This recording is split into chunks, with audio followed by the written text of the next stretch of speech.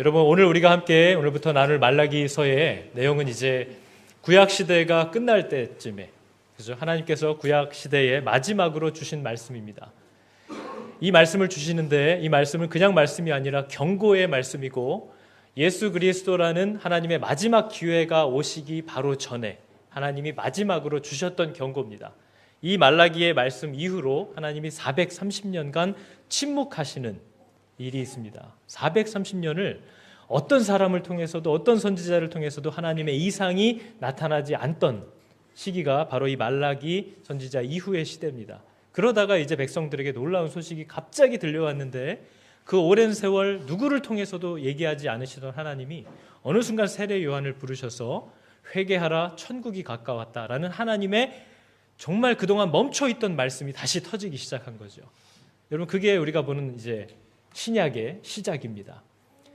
말라기 때의 하나님의 경고의 말씀은 이 경고를 마지막으로 침묵하시지만, 이제 우리가 살고 있는 이 시대에는 하나님께서 말씀하시고 경고하시고 침묵하시는 것이 아니라 이제 심판하시는 때를 우리는 살아가고 있는 겁니다.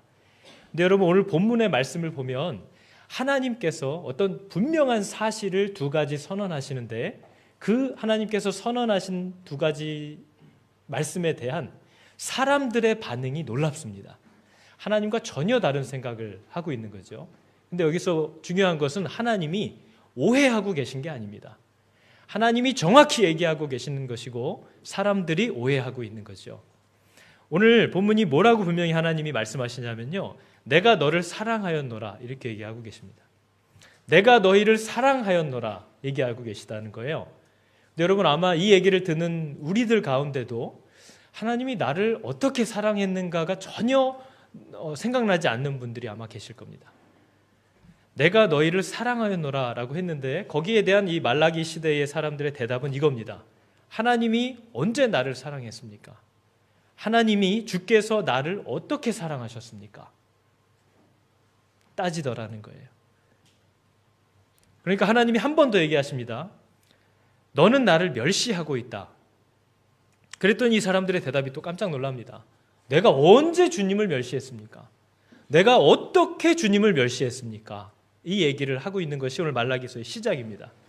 하나님의 말은 종합하면 이거죠. 나는 너를 사랑하였는데 너는 나를 멸시했다. 여러분, 이것이 하나님이 우리에게 하시는 말씀입니다. 나는 너를 사랑하였는데 너는 나를 멸시했다. 그랬더니 거기에 대한 우리의 반응은 이겁니다. 하나님이 나를 언제 어떻게 사랑했습니까? 그리고 하나님의 사랑이 뭔지 모르겠지만 내가 뭐 받지 않았다 하더라도 나는 적어도 내가 뭘 하나님을 멸시를 합니까? 난 도무지 모르겠네. 내가 무슨 하나님을 그렇게 멸시를 합니까? 이게 사람들의 반응이었다는 거예요. 참, 어떻게 이렇게 상반되는 입장을 취할 수가 있죠? 근데 앞에서도 얘기했듯이 하나님이 오해하고 계신 게 아닙니다. 그리고 이 말라기서의 말씀은 종말의 때를 살아가는 우리들에게 그대로 적용되는 말씀입니다. 내가 너희를 사랑하였는데 너희는 나를 멸시하였도다. 이것이 지금 우리들에게 주시는 말씀이라는 거죠. 여러분, 이 두 가지 하나님의 말씀이 아마 이 시대의 사람들의 대답처럼 전혀 와닿지 않는 분들이 계실 겁니다. 뭘 그렇게 내가 받은 사랑이 뭐가 그렇게 있는가? 오히려 내 생각에는 내가 하나님께 한 거에 비하면은 하나님이 나에게 준 거는 진짜 초라한 건데, 난 그것 때문에 불만인데, 내가 지금 하나님 앞에 지금 꼭 참으면서 하는 거에 비하면 하나님이 나한테 주는 건 진짜 아무것도 없는 것 같은데, 내가 지금도 언제까지 내가 이렇게 계속 내가 두고 볼 거야? 내가 이러면서 살고 있는데, 하나님은 내가 너를 사랑했는데 너는 나를 멸시했다라고 얘기하고 계시다는 거죠. 그러니까 여러분, 타락한 인간의 본성은 자기가 받은 은혜가 무엇인지를 알지 못한다는 것과 내가 하나님께 도대체 무슨 죄를 짓는다는 건지 도무지 알지 못한다는 겁니다. 이것이 여러분, 망가져버린 사람의 본성이라는 거죠. 받은 은혜를 모른다는 거예요. 제가 인터넷에서 어떤 재미교포가 올린 글입니다. 재미교포가 올린 글인데 작자 미상이에요. 누군지를 몰라요. 그런데 이 사람이 올린 글을 제가 오늘 같이 읽어드릴 텐데 한번 들어보세요. 아마 저희들도 다 이민 오신 분들이기 때문에 이 재미교포의 글이 그대로 마음에 와 닿으실 겁니다. 한국에 와보니 웬만한 동네는 모두 고층 아파트가 되어 있다. 가정집뿐만 아니라 심지어 공중 화장실에도 미국에서는 부자들만 쓰는 비데가 설치되어 있고 주차 티켓을 뽑는 그런 무식한 행동은 하지 않고 우아하게 자동 인식으로 주차장에 들어간다. 모든 대중교통은 카드 하나로 해결되고 집에 앉아서 롯데리아 버거를 시켜 먹고 어느 집을 가도 요즘은 비밀번호 하나, 카드 하나로 모든 문을 열고 들어간다. 열쇠나 주차 티켓, 화장실, 휴지 등은 구시대 물건이 되었다. 차마다 블랙박스가 달려있고 방문하는 집마다 뒤로 눕히는 편한 소파들이 있고 집안의 전등은 LED이며 전등, 가스, 심지어 컨센트도 요즘은 리모컨으로 켜고 끄기도 한다. 미국에서 나름 부자 동네에 살다 온 나도 집마다 구석구석 박혀있는 저 럭셔리함과 고급스러운 제품들을 보며 놀라고 부러워하며 마치 예전에 일제 제품을 보는 듯한 신기함에 빠진다. 내 삶은 마치 20, 30년은 과거에 살다 온 느낌이 든다. 오늘도 너무 부드럽게 열리는 고급진 창문을 열어보면서 우리 집 뻑뻑대며 자주 레일을 이탈하는 문을 이걸로 바꾸면 얼마나 좋을까. 부러움으로 괜히 창문만 열었다 닫았다 한다. 집마다 수십 개의 스포츠 채널, 끝없는 채널들이 나오고 가는 곳마다 심지어 버스 정류장에서도 자동으로 초고속 와이파이가 잡힌다. 역마다 정류장마다 몇 분 후에 내가 기다리는 차가 오는지 정보가 뜨니 옛날처럼 도로를 쳐다보며 버스 놓칠까 염려하는 모습은 사라진 지 오래다. 나도 우아하게 비데를 사용하면서 수없이 생긴 지하철, 고속열차 등을 이용하면서 싸디 싼 택시를 타고 다니면서 그리고 몇 걸음만 걸으면 먹을 수 있는 수없이 다양한 음식과 디저트를 즐기면서 소파에 눕듯이 앉아 수많은 TV 채널을 돌리면서 살다 보니 이 고급진 라이프 스타일을 이제 며칠만 있으면 두고 다시 미국으로 가는 것이 못내 아쉽다. 그런데 아이러니한 것은 만나는 사람마다 한국에 사는 것이 얼마나 힘든지를 토로한다. 전셋값이 얼마나 비싼지, 정치는 얼마나 헛짓을 하는지, 아이들 교육시키기가 얼마나 힘든지, 만나는 사람마다 자기들이 지옥에 살고 있다고 아우성이다. 돈이 없다고 하면서 땅이나 주식 투자 안 하는 친구가 거의 없고 고급차 한 대 안 가지고 있는 사람이 거의 없고 돈이 없는데 아이들 스포츠나 과외 안 시키는 사람이 드물다. 같은 가격이면 우리 집보다 방은 2배나 많고 연 이자도 2%대인 모기지를 가진 이곳에서 전세라는 훌륭한 시스템을 통해서 매달 이자를 안 내고 살 수도 있는 이곳 사람들이 오늘도 미국에서는 월세로 모기지로 매달 3, 4천 불을 벌이면서 사는 사람들보다 행복하지 않은 이유가 무엇일까? 연봉이 나보다 2배 적은 사람이 나보다 더 좋은 차를 몰고 더 비싼 거 먹고 더 편리하고 더 고급진 제품이 가득한 삶을 살면서도 만족스럽지 못하다는 이유가 무엇일까? 의료보험은 10배나 비싸고 같은 치료비도 10배 싸게 느껴지는 이곳에서 같은 10불짜리 밥을 먹어도 세금과 팁이 없어서 늘 25% 할인받는 느낌인 이곳에서 대부분의 사람들이 느끼는 삶은 지옥이라고 말하는 것이 참 신기하다. 50대가 되면 쫓겨나야 하는 현실, 줄어드는 일자리에 대한 말도 많이 듣지만 실제로 미국 내 주변에 해고당한 사람은 한국보다 훨씬 많은데 미국이 일자리가 더 안정됐다는 이들의 말에 선뜻 동의하기가 힘들다. 미국 생활이 길어져서 감을 잃어버린 걸까? 살아보지 않은 외국인으로서 오해인가? 내가 못 보는 거겠지. 나도 살다 보면 저들처럼 느끼게 되겠지 하면서 나는 전혀 공감하지 못하는 상태로 오늘도 수많은 이들의 불평을 듣고 있다. 인생은 터프하고 세상은 요지경이다. 냉장고를 2-3개 가지고 고기를 종종 뜯고 사시미를 먹고 좋은 차를 몰고 편하고 고급스러운 집에 살면서도 가난과 위기와 힘든 것을 노래하는 내 조국. 이들에게 하나님이 주시는 진짜 안식과 평안이 필요함을 느낀다. 언제쯤 돼야 우리는 진짜 가난한 자들을 돌아보는 여유가 생기는 진짜 부자가 될까? 진짜 부자면서도 상대적 박탈감에 가난하게 느끼고 더 부자가 되기를 힘쓰고 있지는 않은지 염려하는 마음이 든다. 이런 글이에요. 여기에 살고 있는 분들이 아마 거의 공감하는 내용일 겁니다. 여러분, 이것은요, 온 세상에 세대와 세대를 거듭하면서 드러난 진리입니다. 사람은 환경이 좋아진다고 해서 행복해지지 않는다라는 것을 모르는 사람은 없습니다. 우리가 많은 것을 위해서 기도하죠. 영주권 나오면 행복할 것 같고 결혼하면 행복할 것 같죠. 건강하면 행복할 것 같습니다. 여러분, 저 영주권 있고 저 결혼했고 저 건강합니다. 그러나 제가 그렇다고 완벽하게 행복할까? 그렇지 않다는 거죠. 우린 다 알아요. 우리가 바라는 거의 대부분의 기도 제목들은 환경이 좀 바뀌었으면 하는 것들입니다. 그러나 우리가 또 하나 아는 것은 이것들이 바뀐다 해도 별반 달라질 것은 없다라는 것을 안다는 거죠. 근데 우리가 아는 것 같지만 모릅니다. 여러분, 전도서는 우리를 가르쳐서 뭐라고 얘기를 하냐면요, 모든 사람의 결국은 일반이라. 누구나 다 똑같은 길을 간다는 겁니다. 이 해 아래서 행해지는 모든 일 중에 반복되는 똑같은 일이 이건데, 곧 인생의 마음에는 악이 가득하여 미련이 가득하여서 그들의 평생에 미친 마음을 품고 살다가 죽은 후에는 죽은 자에게로 돌아가는 것이라. 환경이 좀 바뀐다고 해서, 내가 바라는 게 이루어진다고 해서 그게 나를 행복하게 만들어주지 못한다는 것을 아는데도 우리는 그 미친 마음을 계속 품고 산다는 거죠.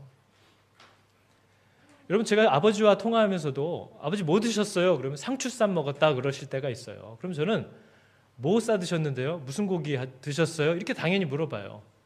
아버지는 상추쌈이 상추쌈이지 무슨 고기를 넣냐 이거예요. 저희 아버지 때만 해도 어렸을 때 상추쌈 하면 그냥 상추에 고추장 된장입니다.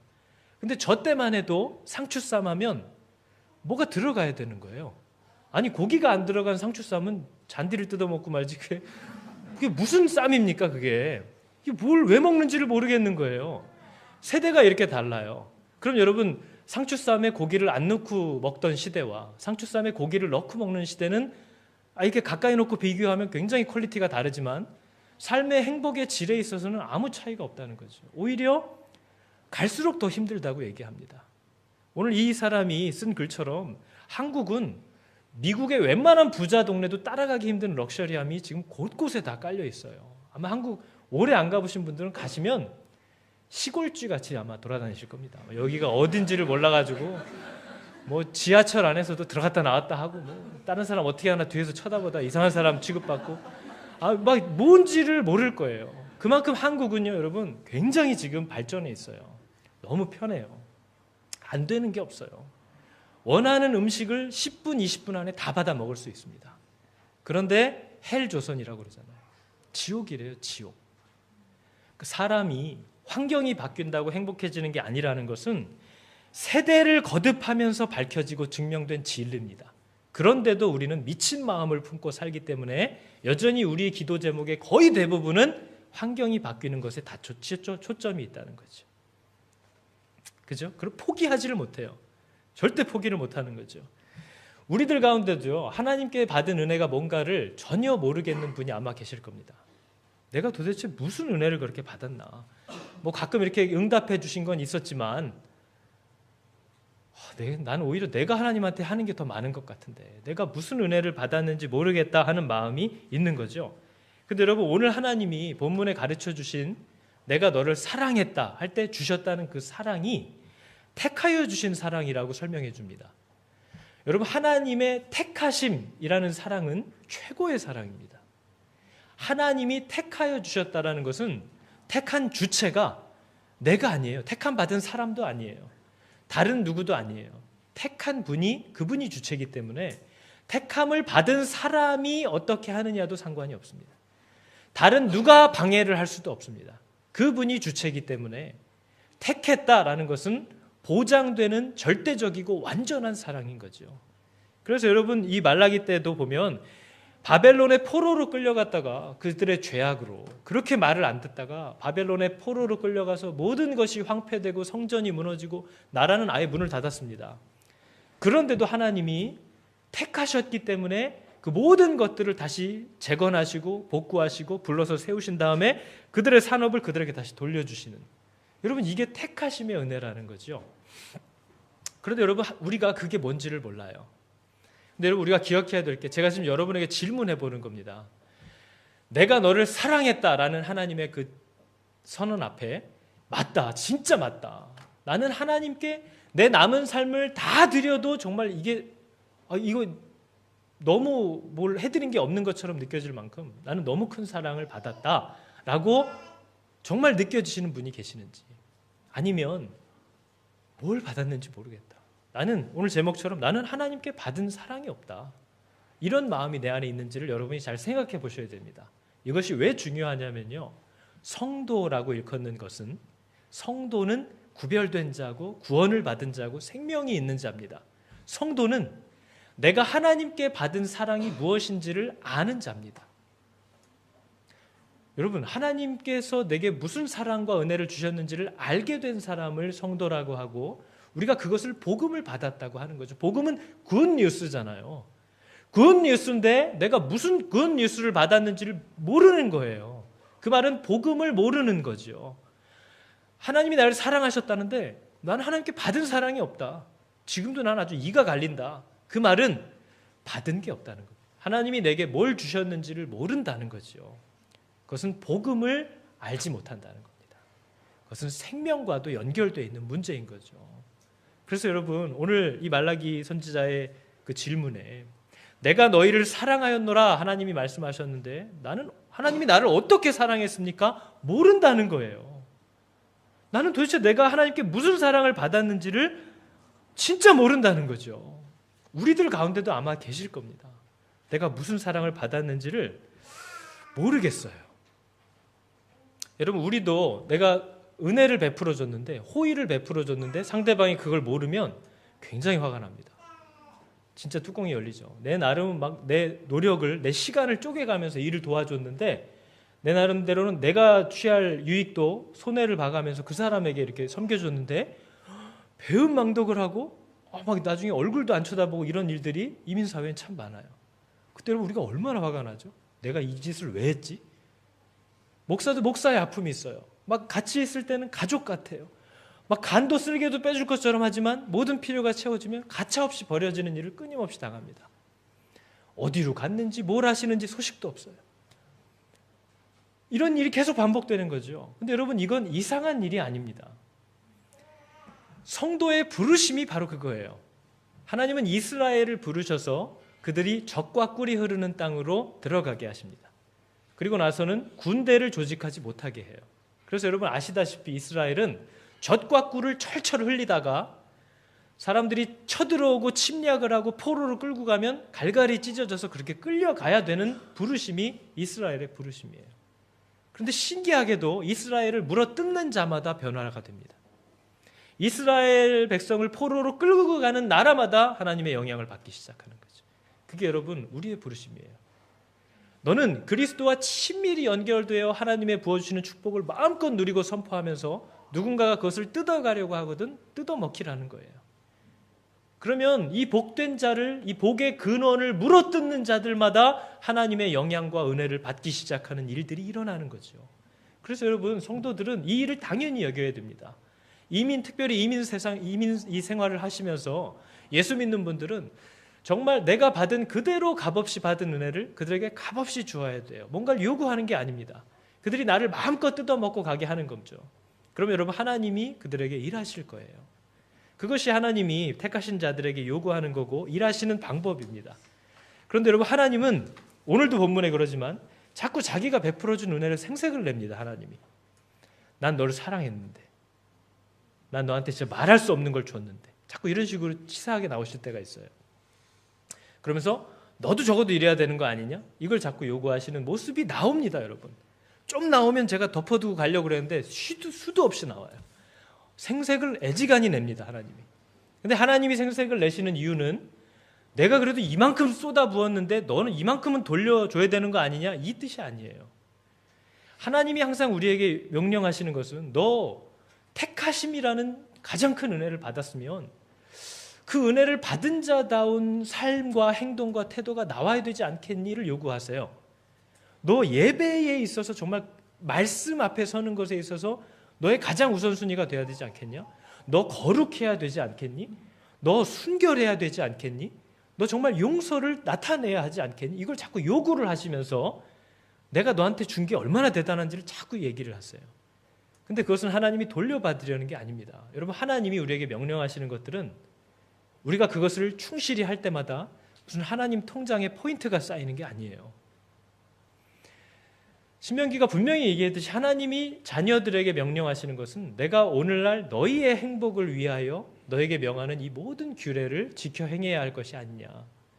하나님이 생색을 내시면서 내가 이렇게 했으면 너 이 정도는 해야 되는 거 아니냐는 우리가 그렇게 해야만 우리에게 복이 되기 때문입니다. 자녀가 잘 되는 것이 부모의 행복이고 영광인 것처럼 하나님이 가끔 자주 생색을 내시면서 너 이러한 삶으로 돌아와야 된다고 자꾸 추궁을 하시고 내가 해준 게 있는데 너 그 정도 안 할 거야? 자꾸 치사하게 하시는 이유는 우리가 그렇게 살아야, 그렇게 돌아와야 우리에게 복이 되기 때문에 우리를 자꾸 추궁하시는 거죠. 그러니까 여러분, 오늘 중요한 질문이에요. 내가 너를 사랑했다 했는데 나는 하나님께 받은 사랑이 없대요. 그래서 여러분, 잠언이 은을 구하는 것 같이, 감추어진 보배를 찾는 것 같이 찾아야 하나님을 알게 될 거고, 하나님을 알게 되면 와, 내가 이런 사랑을 받은 거였어? 하나님을 경외하는 법을 배우게 될 거라는 거죠. 말라기 시대에 아무도 이걸 알지 못한다는 겁니다. 여러분, 하나님의 사랑을 받으셨나요? 그 사랑이 정말 여러분의 모든 것을 다 드리고도 갚을 수 없는 사랑이라고 정말 생각하고 계십니까? 아니죠? 아닌가요? 여기에서 지금 말라기 시대의 그 암울함이 드러나는 거죠. 받은 은혜를 참 도무지 모르겠다 나는. 하나님이 두 번째 선언을 합니다. 나는 너를 사랑했는데 너는 나를 멸시하고 있다. 이렇게 얘기를 하셨어요. 여러분 중에 정말 솔직히 한번 생각해 보세요. 내가 정말 하나님을 멸시하고 산다라고 느끼시는 분 혹시 계신가요? 나는 정말 하나님을 멸시하면서 살고 있다라고 느껴지시는 분이 계시냐 하는 거예요. 말라기 사람들이 대답을 미리 잘 해놨죠? 내가 언제 하나님을 멸시했다고 그러세요? 난 도무지 모르겠네. 내가 좀 소홀했다 이런 건 내가 인정하겠지만 내가 언제 하나님을 뭘 그렇게 내가 또 하나님을 멸시했습니까? 이게 우리의 마음이에요. 발끈하는 거죠. 내가 뭘 그렇게 하나님을 멸시했나? 난 도무지 모르겠다 하는 거예요. 근데 여러분, 오늘 하나님이 굉장히 단도직입적으로 얘기하시거든요.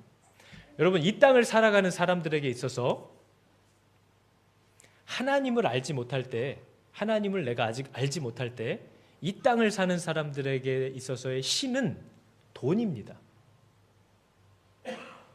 왜냐하면 돈이 나를 신으로 만들어주거든요. 내가 원하는 것을 내가 원하는 때에 내가 원하는 방법으로 할 수 있게 하는 것이 돈이에요. 그래서 성경은 돈에 대한 것을 끊임없이 얘기합니다. 왜냐하면 하나님을 모르는 사람들은 돈이 하나님이에요.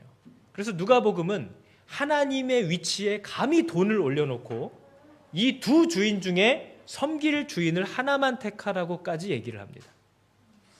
왜냐하면 돈만이 나를 신으로 만들어주는 힘을 갖고 있다라고 하나님을 모르는 사람들은 정말 믿고 있기 때문이라는 거죠. 그죠? 그렇기 때문에 여러분, 세상 사람들은, 하나님을 모르는 사람들은 절대로 하나님을 어떤 은혜나 이런 어떤 영적인 부분으로 발견할 수 없습니다. 세상은 하나님을 돈으로 발견합니다. 여러분, 교회가 왜 욕을 먹죠? 세상 사람들이 교회를 욕할 때 저 교회 다니는 사람들이 요즘 기도를 그렇게 안 한대, 이걸 욕하는 사람은 없어요. 세상 사람들이 교회를 욕할 때 쟤네가 그렇게 예배를 드릴 때 신령과 진정으로 예배를 요즘 안 드린다며, 이걸 욕하는 사람은 아무도 없습니다. 언제나 세상은 교회를 욕할 때 돈을 봐요. 야, 교회가 목사가 돈을 그런 식으로 썼다며? 그들의 눈에는 항상 돈이 보입니다. 그게 가장 중요한 것이고 그게 신이기 때문이에요. 그렇기 때문에 하나님은 이미 얘기하셨어요. 누구든지 하나님을 알지 못하면 돈밖에 보이지 않지만 하나님을 알게 된 사람들은 돈보다 더 크신 분이 나타났기 때문에 그 돈의 사용 방법과 모양이 반드시 영향을 받게 되어 있다는 거죠. 야, 저기는 영성이 뜨거운 교회래. 저기는 막 교회 막 방언이 막 뜨거운 교회래. 저기는 막 사랑이 넘치는 교회래. 이런 걸로 별로 유명해지지 않아요. 야, 어떤 교회는 돈을 어떻게 쓴대. 이번에 무슨 일을 했대. 이것이 세상 사람들이 보는 시선이에요. 그렇기 때문에 세상 사람들은 교회가, 예수 믿는 사람들이 돈을 어떻게 쓰고 있는가를 보면서 하나님을 발견합니다. 여러분, 이건 사실이에요. 그래서 오늘 본문이 이렇게 얘기를 하는 거죠. 여러분에게 중요한 영향력을 끼치는 사람들이 아마 있을 거예요. 여러분들에게 중요한 영향력을 끼치는 사람들을 한번 생각해 보세요. 예를 들면 뭐 이렇게 이민성의 케이스 매니저라든지 IRD의 나를 담당하는 사람이라든지, 아니면 내가 어떤 남자나 여자를 막 좋아해서 결혼하고 싶어 하는데 그 사랑하는 여자 남자의 부모님이라든지 형제들이라든지, 그죠? 직장 내 진급과 연결되어 있는 상사라든지 이런 사람들을 한번 생각해 보세요.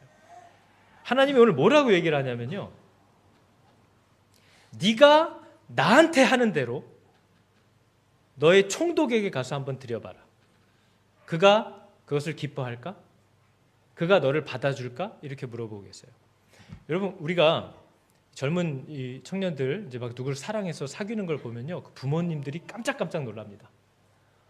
집에서는 거의 나무늘보처럼 있던 딸도 그 남자친구의 부모님들을 만나는 자리에서는요, 거의 주부구단이에요.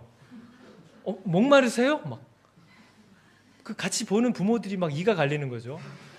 이게 뭐 하는 짓이야? 그 남자 녀석도 여자친구 생기면요, 아니 지 엄마가 야채 가게 아저씨랑 싸울 때는 그렇게 안 도와주던 놈이 지 여자친구 조금만 흠집 잡으면 막 집을 나가겠다고 하니까 막 분개를 하는 거죠. 막 그 부모에게는 얼마나 잘 보이려고 하는지. 우리 집 성묘 가자 그럴 때는 일어나지도 않던 놈이 그 집 성묘는 새벽부터 전날부터 가서 앉아 있고. 그러니까 이게 막 바뀌는 거죠. 우리는 나에게 영향력을 미치는 사람을 어떤 식으로 대하는지를 알아요. 그러니까 하나님이 오늘 뭐라고 얘기를 하냐면요, 네가 나에게 하는 그대로 네 총독에게 가서 한번 해봐라. 그가 너를 기뻐하겠느냐, 그가 너를 받아주겠느냐 물어보고 계시는 거예요. 여러분, 우리가 말로는 어떤 얘기를 할지 모르지만 우리는 사랑하는 것을 향하여 모든 것을 열게 되어 있다는 거죠. 지금 하나님께서 네가 나를 멸시했다라고 얘기하신 근거가 뭐냐면, 너는 더러운 떡을 내게 가져왔다 얘기하고 계세요. 그래서 더러운 떡이 뭔지도 구체적으로 얘기합니다. 더러운 떡이란, 하나님은 분명히 흠없는 양의 수컷을 드려라 얘기를 했어요. 그게 하나님을 향한 온전한 마음을 나타내는 거예요. 가장 내가 가진 것 중에 온전한 것으로 내가 귀하게 여기는 아버지에게, 주인에게 드리는 거죠. 그죠? 그래서 오늘 아버지께서, 하나님께서 너 내 말 잘 들어봐. 아들은 아버지를 공경하지? 네. 종은 주인을 공경하지? 네. 근데 너 나를 아버지라면서, 나를 주인이라고 하면서 네가 나를 공경함이 어디 있느냐 이렇게 물어보시는 거예요. 네가 나를 공경하는 모습이 어디 있느냐? 너는 내가 명한 대로 가져오지 않고 눈먼 것, 저는 것, 병든 것, 온전치 못한 것을 가지고 나에게 나아왔다. 너는 나를 멸시한다라고 얘기하는 거예요. 여러분, 만약에 내가 결혼하고 싶은 사람의 부모님을 만나기로 했는데 식사도 하고 선물도 준비해야 돼요. 그럼 여러분 어떻게 준비하겠죠? 식사 준비할 때 이제 저기 어디 보니까 인도 식당 콤보로 10불에 팔더라. 거기 가야겠다. 이런 분들 계신가요? 네? 선물 사야 된다 그러니까 누가 옛날에 줬던 거 뒤적뒤적 해가지고 먼지 털어서 포장만 새로 해가지고 그렇게 하시는 분 있나요? 하나님 물으시는 거예요. 네가 나한테 하듯이 한번 그 사람한테 가서 해봐라. 그 사람이 기뻐할까? 그 사람이 그것을 받을까? 물어보시는 거예요. 그죠? 그러면서 네가 나를 멸시한다 이 얘기를 하고 계시는 거죠. 그래서 이것은 일반 백성들만의 문제가 아니라 너 제사장들, 이제는 지도자들까지 다 간 거죠. 제사장들은 이렇게 한대요. 하나님을 섬기는 일을 하면서 이 일이 얼마나 번거로운가. 죽겠다. 진짜 번거로워 죽겠네. 이거 계속 하려니까. 뭐야, 또 벌써 또 첫 번째 주야 또 성찬식 해야 돼. 죽겠네. 이 일이 얼마나 번거로운 거. 코웃음을 치고 훔친 물건과 저는 것과 병든 것을 가져오면 그들이 그것을 제재해야 되는데 그냥 갖다 올린다는 거예요. 그러니 내가 그것을 너의 손에서 받겠느냐. 분명히 네가 가진 것 중에 내가 명한 수컷이 네 짐승의 때 가운데 있거늘, 수컷이 분명히 네 짐승 때 가운데 있대요. 하나님께 드리라고 한 그것을 드릴 수 있는 것이 있대요. 그런데 흠 있는 것으로 속여서 내게 드리니 나는 큰 임금이요, 나는 모든 민족이 두려워하는 이름을 가진 자다 얘기하시는 거예요. 근데 여러분, 기가 막히게도 이런 얘기를 할 때도 우리의 모든 사람의 머리는 돈만 생각합니다. 저거 돈 얘기야? 저거 또 돈 얘기야? 돈밖에는 떠오르지 않아요. 헌금하라는 얘기야? 그게 우리의 본성이라는 거죠. 하나님은 하나님을 대하는 전적인 태도, 그 사람의 전심, 하나님을 향한 전심을 얘기하고 있어요. 거기엔 당연히 돈도 포함되겠죠. 근데 우리의 머리는 전부 돈에 밖에는 다른 게 떠오르는 게 없습니다. 그래서 좀 넉넉한 사람은 돈 좀 더 하면 되겠구나 이렇게까지 가는 거예요. 그럼 헌금을 좀 더 하면 되겠구나 여기까지밖에는 생각이 안 나간다는 거죠. 야, 얼마나 번거로우냐. 그러니까 여러분, 우리가 교회를 다니면서도요, 교회를 다녀야 돼요. 그죠, 여러분? 근데 왜 다니는지는 모르겠어요. 근데 아무튼 교회를 다니기는 해야 되는 것 같아요. 교회를 다니기는 해야 되는데 다니려니까 주일 예배에도 나와야 되고 수예배도 자꾸 나오라고 그러고 부담스럽긴 한데 눈치를 보고 있고, 교회에서 한 번씩 또 식사하자고 그러면 음식도 해가야 되는데 참 번거롭다. 성가대 주일학교에 교사가 없다 그러면 이것도 해야 되나? 아무튼 이게 내가 교회를 다니긴 해야 되잖아요, 우리가. 그죠? 왜 다니는지는 잘 모르겠는데 교회를 다니기는 해야 돼요. 해야 하는 일이고 하라고 하니까 할 수 없어서 하는 신용은 내지만 번거로워 죽겠네. 이게 지금 말라기 시대 백성들의 상태라는 거예요. 번거로워. 근데 하나님이 그 와중에 하나를 또 딱 집어내십니다. 네가 그렇게 나를 멸시하면서도 기도할 때는 주님 나를 긍휼히 여겨주시옵소서 겸손한 신용을 한대요. 나를 그렇게 멸시하다가도 하나님께 뭘 기도할 때는 주님 나를 긍휼히 여겨주시고 하면서 겸손한 신용을 자꾸 하니 가증스럽다는 거예요. 그러면서 하나님이 오늘 뭐라고까지 얘기하죠? 네가 내 제단 위에 헛된 짓을 하지 못하게 하기 위해서 너희들 중에 성전, 교회 문을 닫을 자가 있었으면 좋겠다. 제발 아무도 안 왔으면 좋겠다. 그런 식으로 할 거면 나를 멸시하고 나를 가증히 여기고 지가 받은 은혜도 모르고 오히려 나한테 자기가 역정을 내고 있고 그러면서도 필요한 게 있으면 또 겸손한 신용을 하고 누가 제발 교회 문 좀 닫았으면 좋겠다 얘기하신다는 거예요. 나는 너희를 기뻐하지도 아니하고 너희 손으로 드리는 것을 받지도 아니하리라. 여러분, 지금 하나님이 끝없는 경고를 끝인 후 이제 구약의 마지막 때에 하는 마지막 경고입니다. 문을 닫았으면 좋겠다 하신다는 거죠. 이후에 430년간의 이제 침묵이 시작되는 거죠. 근데 여러분, 오늘 우리가 살고 있는 이 시대가 말라기 때의 시대와 하나도 다르지 않을 뿐더러 우리가 지금 말라기 시대에 이 백성들이 혼나는 걸 보면요, 우리 중에 아직 없는 건 이미 없어요. 이미 다 있습니다. 오히려 더 있어요. 우리는 말라기 시대보다 더 타락한 시대를 살고 있다는 것을 아셔야 됩니다. 이미 도를 훨씬 넘어가 있어요. 말라기 시대의 경고는 침묵으로 하나님이 넘어가시지만 지금 우리가 사는 시대는 심판으로 끝나는 때를 우리가 살고 있는 거죠. 그래서 여러분 들으시다시피 부패하고 타락한 교회, 성도들을 향한 세상의 굉장한 이 질타하는 목소리가 점점 커지고 있고 굉장히 날카로워지고 있는 걸 우리가 듣고 있어요. 특별히 지도자들을 향한 그들의 타락과 그들의 허물을 욕하는 소리들이 많아지고 있는 걸 우리가 들어야 됩니다. 근데 여러분, 우리가 기억해야 될 건요, 교회 지도자들이 타락하고 그들의 죄들이 지금 끊임없이 솟아오르는 것을 우리가 볼 때에 그것이 이미 모든 성도들이 타락해 있다는 것을 증거하는 이정표라는 사실을 알아야 됩니다. 우리가 지난번 매일 성경에 사무엘하를 했는데 그때 보면 다윗이 하나님 앞에 범죄를 합니다. 다윗이 인구조사를 했어요. 물론 인구조사는 하나님이 늘 시키던 겁니다. 너는 너희 족속 중에 칼을 들 수 있는 자가 몇 명인지 계수하라. 이거 하나님이 늘 시키셨던 거예요. 근데 이때의 인구조사는 조금 달라요. 하나님은 중심을 보시는 분이죠. 다윗은 지금 하나님의 여호와의 전쟁을 하기 위한 사람이 몇 명인지를 세는 것이 아니라 하나님 없어도 내가 이제 얼마나 든든한 군대와 세력을 키웠는가를 알고 싶은 마음에서 시작된 인구조사예요. 죄죠. 하나님 없이 살고 싶은 마음이에요. 근데 여러분, 신기하게도 다윗이 그 범죄를 했는데 다윗은 멀쩡히 살아있고 이스라엘 백성 7만 명이 죽습니다. 이게 도대체 무슨 뜬금없이 하나님이 이렇게 죄 없는 사람들한테 난폭하게 구시나? 이런 생각이 들어요. 아니, 죄는 지도자가 졌는데 왜 백성 7명도 아니고 7만 명을 어떻게 죽일 수가 있느냐? 이거 정말 분노할 일인 거죠. 근데 여러분, 성경은 분명히 이렇게 얘기하고 있어요. 여호와께서 다시 이스라엘을 향하여 진노하사, 이미 다윗의 마음에 있는 그 죄는 다윗에게만 있는 게 아니라 이스라엘 전체에 이미 만연해 있다는 거죠.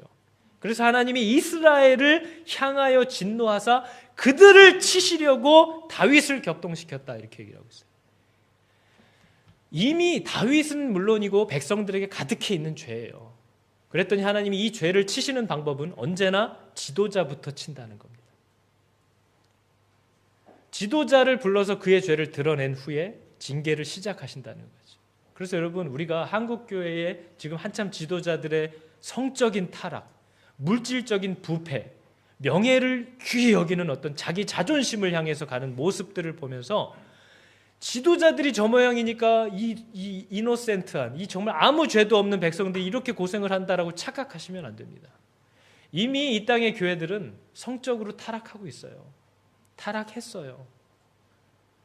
이미 교회 안에서도 결혼이 성의 울타리가 아닙니다. 이미 타락했어요. 이미 물질이 하나님 위에 서 있어요. 그게 우리가 하나님을 대하는 태도에서 나타나고 있다고 얘기하고 있지 않습니까? 그래서 하나님이 시작하시는 징계의 시작은 언제나 지도자들의 목을 치기 시작하는 겁니다. 그것은 지도자들만의 수치가 아니라는 거예요.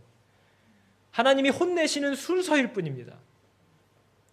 그래서 갈라디아서 6장이 이렇게 얘기를 하죠. 형제들아, 사람이 만일 무슨 범죄한 일이 드러나거든, 아니 어떻게 저럴 수가 있어? 하지 말라는 거예요. 만일 누구의 범죄한 일이 딱 수면 위로 드러나거든, 너 자신을 살펴보아 너도 시험을 받을까 두려워하라 얘기하고 있다는 거죠. 여러분, 지금 한국교회 지도자들의 죄가 막 불거지고 있어요. 그걸 보면서 우리는 저것들 할 때가 아니라는 거예요. 이미 그 죄가 저와 여러분 안에 가득 차 있는 죄라는 거죠. 이제 저들 이후에는 우리입니다. 그래서 여러분, 지도자들의 죄들이 드러나기 시작할 때 우리 모든 교회가 울어야 한다는 거예요. 우리가 그것을 위해서 기도해야 할 때라는 거죠. 마치 자기들은 아무렇지도 않은 것처럼 착각해야 할 때가 아니라는 겁니다. 제가 말씀 준비하다가 3년 전에 어떤 그 영상을 보니까요, 저희 딸이, 하람이가 한참 찬양에 푹 빠졌을 때가 있었어요. 그땐 저희가 찬양을 더 자주 들었나 봐요. 요새는 잘 안 듣나 봐. 주의 자비가 내려와라는 찬양에 푹 빠져가지고 얼마나 그렇게 손을 들고 하늘을 향해서 주의 자비가 봄비처럼 막 흩뿌린다고 얼마나 외치면서 깡총깡총 뛰는지, 주의 자비가 내려와, 계속 저희가 또 이쁘다고 계속 동영상을 찍어주죠. 근데 하루는 또 저희 딸이 막 하늘을 향해서 손을 번쩍 들고 주의 자비가 막 봄비처럼 내린다고 팔짝팔짝 뛰는데, 그 얘기를 들은 우리 아들이 전도가 된 거예요. 우리 하준이가 이제 어머 정말 주의 자비가 봄비처럼 오나 보다 해서 2살짜리가 언니 누나 옆에 서가지고 같이 손을 들고 팔짝팔짝 뛰기 시작했어요. 그랬더니 여러분, 우리 주의 자비가 하늘에서 막 말도 엄청나게 내려온다고 외치던 우리 딸이 갑자기 무자비하게 동생을 밀쳐버리는 거예요. 확 저를 가라고. 입으로는 주의 자비가 막 내려온대요. 근데 같이 좀 내려보자고 뛰는 동생을 소파에다가 얼마나 세게 밀치는지 그 표독스러움. 근데 여러분, 이게 오늘날 교회들의 모습입니다. 하나님은 사랑이시라고 말하는데 사랑이 없어요. 교회 지도자들이 저거 썩었다고, 저거 잘못하는 거라고 그렇게 분별을 잘하는데 자기들이 썩은 걸 몰라요. 교회가 말씀으로 돌아가야 되지 않느냐고 다 외칩니다. 그러면서 말씀 한 장을 떠들어 보질 않아요. 입으로는 주의 자비래요. 주의 자비. 그런데 하는 짓은 그 무자비함이에요. 요한복음 3장 16절을 외워요. 아무도 용서 안 해요. 하나님이 세상을 이처럼 사랑하사 독생자를, 아무도 용서 안 합니다. 교회가 사랑이 없대요. 교회 오면 누가 나를 쳐다봐 주지도 않는데요. 인사도 안 한대요. 사람한테 관심이 없대요. 이렇게 차가운 교회를 본 적이 없대요. 그리고 지도 누가 오면 인사를 안 해요. 지도 누가 좀 새로 오면 다가가 보지를 않아요. 입으로는 주의 자비인 거예요. 하는 짓은 무자비. 말라기 시대의 모습이 그냥 그대로 있는 거죠. 그래서 오늘 말라기 1장 1절의 시작이 이겁니다. 여호와께서 말라기를 통하여 이스라엘에게 말씀하신 경고라. 여기서 얘기하는 경고라는 것은 하나님께서 재앙과 환난을 가지고 위협하면서 책망한다는 뜻입니다. 재앙과 환난을 가지고 위협하면서 하는 경고. 이스라엘에게 말씀하신 경고라. 이것이 여러분 오늘날 우리가 받고 있는 경고입니다. 여러분, 지금 최근에 경주에서 막 지진 일어나고 하니까 아마 이번 주일날 처처에 곳곳에 지진과 기근이 일어나고 이 설교 아마 엄청 많이 하실 것 같아요. 야, 이거 종말인가? 이런 일이 일어나는 한국에서 어떻게 한국의 지진이라뇨, 여러분. 아니, 오히려 뉴질랜드에서 한국 지진을 걱정하는 날이 올 거라고 우리가 생각을 했습니까? 저희 아버님도 야, 날씨도 우중충하고 태풍도 올라오고 이거 뭐 이래저래 정치 뭐 이런 북한과의 이런 상황도 정말 심란하고 거기서 지진까지 난다고 그러니까 참 마음이 혼란하다, 싱숭생숭하다 얘기를 하시는 거예요. 근데 여러분, 지진이 나야, 전쟁이 나야, 누가 꼭 굶어 죽어야 이거 종말인가? 이런 생각이 나나요? 성경이 얘기하는 종말의 기준은 언제냐면요, 예수 그리스도가 이 땅에서 오신 때부터 시작된 게 종말입니다. 성경이 얘기하는 종말은 예수님의 오신 날부터 예수님의 다시 오시는 날까지의 기간을 종말의 때라고 얘기하는 거예요. 아무도 그걸 몰라요. 다 오해합니다. 예수님이 오신 게 종말의 시작이에요. 그분이 오셔서 하신 얘기가 이제부터 나는 칼이라는 거예요. 나는 나를 중심으로 좌우로 갈린다는 거죠. 그리고 지금 이 2000년의 시간 동안 예수 그리스도라는 이 반석 때문에 많은 사람들이 생명으로 들어가거나 부딪혀서 죽음으로 떨어지고 있는 때를 우리가 살고 있는 거예요. 지금 종말의 때입니다. 말씀은 모르고 믿지 않으면서 지진만 나거나 뭐가 일어나면 종말인가? 지금이 종말이에요. 예수 그리스도가 오시는 날 완성되는 종말입니다. 우리는 여러분 성경이 얘기하는 그대로 제가 얘기를 하자면요, 우리가 아무리 준비를 해도 아마 이런 얘기 많이 들으셨을 거예요. 환란의 때가 오기 전에 자급자족 할 수 있도록 만들어 놓고 물탱크도 좀 사다 땅에 박아 놓고 뭐 별 생각을 다 하시는 분도 있을 거예요. 근데 여러분, 성경은 분명히 얘기합니다. 환란의 때는 누구도 예측할 수 없게 오기 때문에 환란이에요. 아무도 준비할 수 없습니다. 아무도 준비할 수 없어요. 성경이 얘기하잖아요. 열 처녀가 등불까지 다 들고 완벽하게 준비한 줄 알았는데 그때 졸아버릴 줄 어떻게 알았어요? 환란은 준비할 수 없기 때문에 환란인 거죠. 그런데 하나님이 또 다른 귀한 약속을 주셨는데, 모든 믿는 자들, 그리스도를 항상 바라보고 있는 자들에게 이 종말은 전혀 놀랍지 않은 날이 될 거라고 얘기하셨다는 거예요. 하나도 두렵지 않을 거다. 하나도 너희는 놀라지 않을 거다. 왜죠? 우리는 예수 그리스도로 옷 입는 순간 이 땅에서 이미 종말을 경험했거든요. 우리는 이미 하나님의 나라의 생명으로 살고 있는 자들입니다. 우리는 그분과 눈을 늘 맞추고 있기 때문에 마지막 때가 언제일지를 알 수 있고 두려워하지 않을 수 있다는 거죠. 그 일 밖에는 환란을 준비하는 무슨 소 키우고 돼지 키우고 막 이런 일이 아니라는 거예요. 아무리 어떻게 해봐야 빠져나갈 수 없는 갑작스러운 환란이 일 거라는 거죠. 여러분, 말라기서의 시작이죠. 나는 너를 사랑했다. 근데 나는 하나님께 받은 사랑이 없다. 오늘날 교회들의 많은 사람들의 상태일 겁니다. 나는 하나님의 사랑을 받은 적도 없다. 나는 하나님이 원망스러울 뿐이다. 왜? 내 아이가 아프니까. 왜? 내가 먹고 살기 좀 힘드니까. 난 받은 게 없다는 거예요. 은을 구하듯이 감추어진 보배를 찾듯이 네가 찾으면 알게 될 텐데, 네가 받은 게 뭔지를 알게 될 텐데, 그리고 너 나를 멸시하고 있다. 주의해라. 깨어라. 네가 중요하게 여기는 사람 대하는 모습을 한번 상기시켜보고 네가 나를 대하는 모습을 한번 돌아봐라. 여러분, 지금 입고 오신 옷차림으로 내가 어떤 중요한 사람에게 갈 수 있는가를 늘 생각하세요. 여러분이 교회에 나오는 시간을 준비하는 그 모습으로 내가 중요한 사람을 만날 수 있겠는가 생각하시라는 겁니다. 내가 하나님께 나의 물질과 시간을 사용하는 용도를 한번 잘 살펴보시고 내가 사랑하는 자들에게 쓰는 것과 비교해 보시라는 거예요. 네가 나를 멸시한다. 너 자신을 주께 드려라 했는데 너는 너 자신은커녕 물질 시간 하나도 못 드리고 있다는 것을 짚어주시는 거죠. 여러분, 하나님의 모든 경고는 돌아오라는 겁니다. 기회를 주시겠다는 거죠. 다른 게 아닙니다. 나는 하나님께 받은 사랑이 말도 못합니다 라고 고백할 수 있는 자가 성도인 거예요. 그런 은혜 받으시기를 여러분 축복합니다.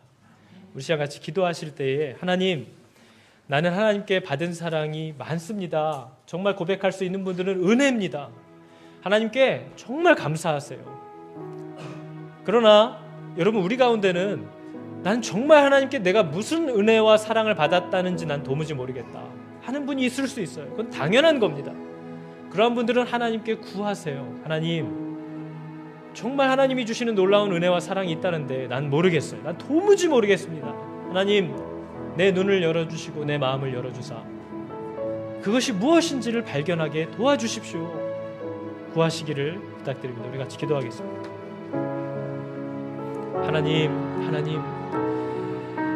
하나님, 마지막 때를 살아가는 우리가 이때가 마지막인 줄도 알지 못하고 지금도 여전히 영원히 살 줄로 착각하고 살아갑니다. 예배를 드리면서도 마음은 이 다음 스케줄에 가 있고 세상 살아가는 모든 일에 온통 묶여 있을 뿐이지 하나님을 생각할 여유조차 없고 하나님을 생각해야 할 중요성도 느끼지 못합니다.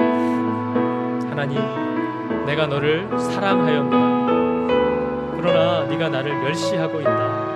이 말라기서의 경고를 저희로 듣게 하여 주시고 우리로 고민케 하여 주시옵소서. 하나님이 참으로 놀랍도록 우리를 만지시고 이끌어가는 분이심을 깨닫게 하여 주시기를 원합니다.